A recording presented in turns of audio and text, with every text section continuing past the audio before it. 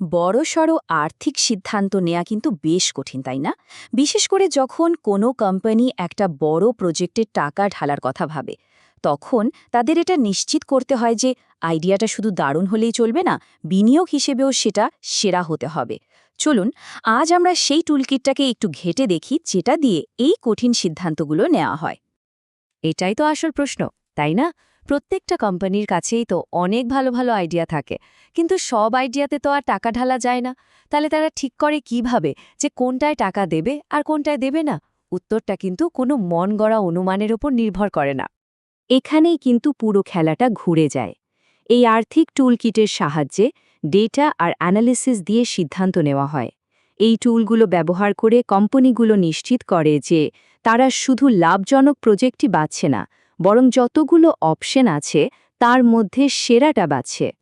বেশ, চলুন তাহলে এই টুলকিটের প্রথম এবং সবচেয়ে জরুরি টুলটা দিয়েই শুরু করা যাক।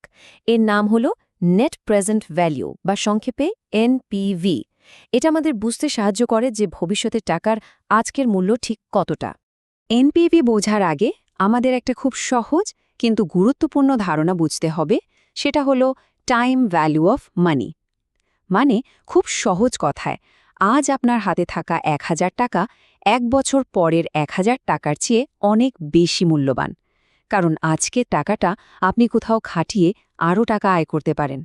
যেমন ধরুন, আপনি যদি আজ ব্যাংকে ১,০০০ টাকা রাখেন আর ব্যাংক আপনাকে 10% সুদ দেয়, তাহলে ১ বছর পর সেটা হয়ে যাবে ১,১০০ টাকা।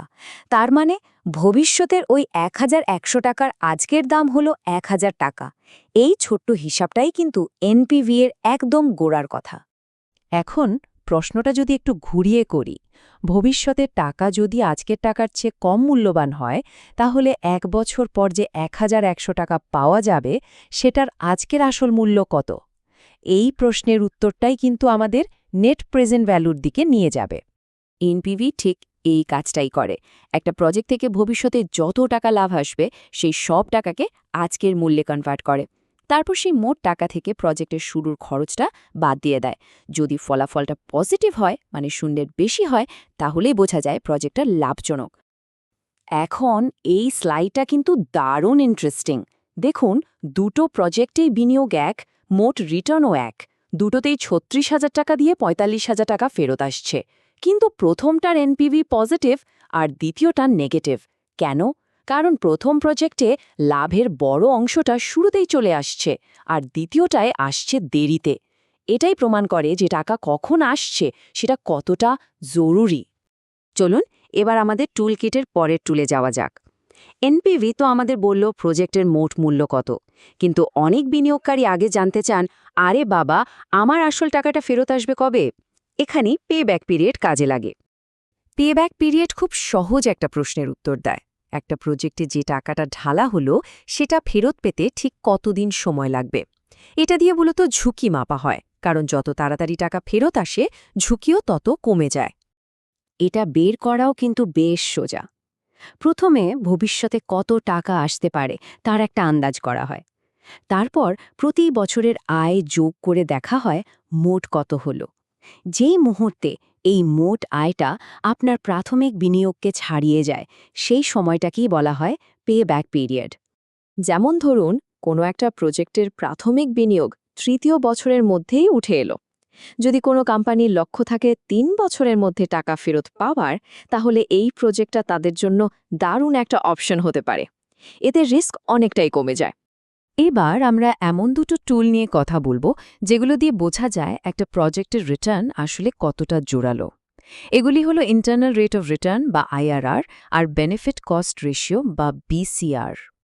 ইন্টারনাল রেট অফ রিটার্ন বা আইআরআর নামটা শুনে একটু কঠিন মনে হতে পারে, কিন্তু ব্যাপারটা আসলে বেশ সহজ।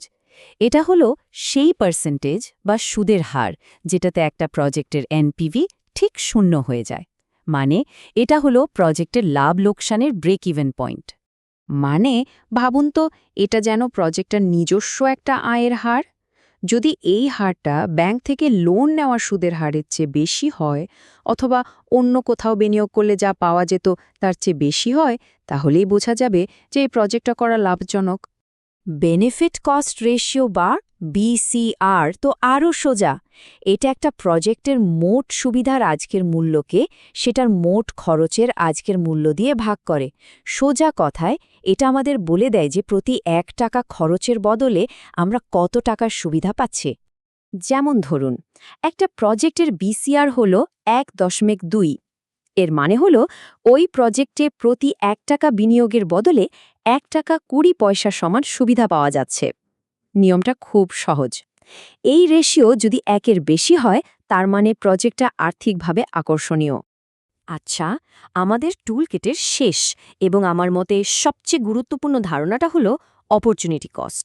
এটা শুধু একটা প্রজেক্ট লাভজনক কিনা তা বলে না, বরং এটা প্রশ্ন তোলে যে এই প্রজেক্টটাই কি আমাদের জন্য সেরা পছন্দ। তাহলে আসল ব্যাপারটা কি? যখন আপনি একটা প্রজেক্টে বিনিয়োগ করার সিদ্ধান্ত নেন, তখন আপনি আসলে অন্য প্রজেক্টে বিনিয়োগ করার সুযোগটা ছেড়ে দিচ্ছেন। এই ছেড়ে দেওয়া সেরা বিকল্পটার মূল্যই হল অপরচুনিটি কস্ট। এই টেবিলটা দেখুন, কি দারুণভাবে ব্যাপারটা বুঝিয়ে দিচ্ছে।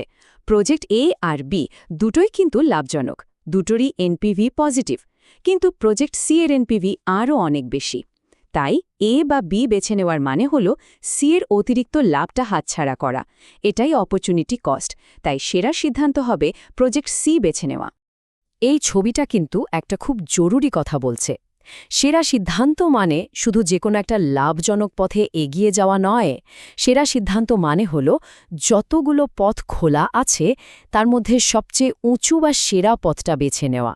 অপরচুনিটি কস্ট আমাদের ঠিক সেই সেরা পথটা খুঁজে পেতেই সাহায্য করে। তাহলে সব মিলিয়ে কি দাঁড়ালো? এই টুলকিটটা আমাদের একটা সম্পূর্ণ ছবি দেয়। এনপিভি বলে প্রজেক্টটা লাভজনক কিনা, পেব্যাক পিরিয়ড বলে টাকাটা কত তাড়াতাড়ি ফেরত আসবে, আইআরআর আর বিসিআর রিটার্নের জোরটা বুঝিয়ে দেয়, আর সবশেষে অপরচুনিটি কস্ট নিশ্চিত করে যে আমরা আমাদের সম্পদের সবচেয়ে ভালো ব্যবহারটা করছি। তাই পরের বার যখন কোনো বড় প্রজেক্ট বা নতুন কোনো প্রোডাক্ট দেখবেন, একবার ভেবে দেখবেন এই অসাধারণ জিনিসটা বানানোর জন্য এর চেয়েও ভালো কোনো আইডিয়াকে হয়তো ছিঁড়ে দিতে হয়েছে, কারণ প্রত্যেকটা পছন্দের পেছনেই একটা না বলা ত্যাগের গল্প লুকিয়ে থাকে।